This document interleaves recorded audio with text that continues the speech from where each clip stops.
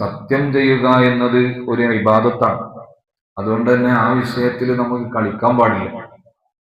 അള്ളാഹുവിന്റെ സിഫത്തുകളിൽ നിന്ന് ഏതെങ്കിലും ഒരു സിഫത്ത് പറഞ്ഞിട്ട്, അല്ലെങ്കിൽ അള്ളാഹു ആണ് സത്യം എന്ന് പറഞ്ഞിട്ട് ഒരു കാര്യം ഉറപ്പിച്ചു പറയുന്നതിനാണ് സത്യം ചെയ്യുക എന്ന് ഇസ്ലാമിൽ പറയാം.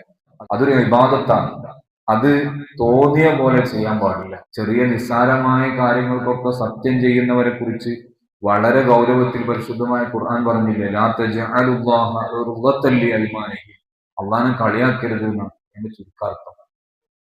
ചില ആളുകളൊക്കെ നിസ്സാരമായ കാര്യങ്ങൾക്ക് സത്യം ചെയ്യും. ഇപ്പൊ ഇങ്ങനെ ഒരാൾ ഇരിക്കുന്നിടയിൽ എന്തെങ്കിലും ദുർഗന്ധം വന്നാൽ ഞാനില്ല എന്ന് പറയും.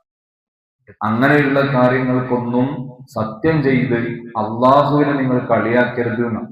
സത്യം ചെയ്യുക എന്ന് പറഞ്ഞത് ഒരു കളിയാ ചില ആൾക്കാർക്ക്. വല്ലാഹി എന്ന് പറയലാണ് സത്യത്തിന്റെ ഒരു തുടക്കം എന്ന് പറയുന്നത്.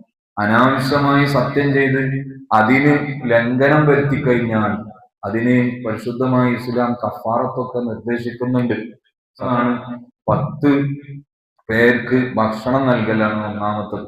അതിന് കഴിയൂല്ലെങ്കിൽ 10 പേർക്ക് വസ്ത്രം വാങ്ങിക്കൊടുക്കണം.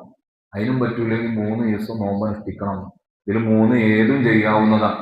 ഇതാണ് സത്യം ചെയ്ത് അതിന് എതിര് ചെയ്താൽ ലംഘിച്ചാലുള്ള കഫാറത്തെന്ന് ഫുഖഹാക്കൾ പഠിപ്പിച്ചത് കാണാം.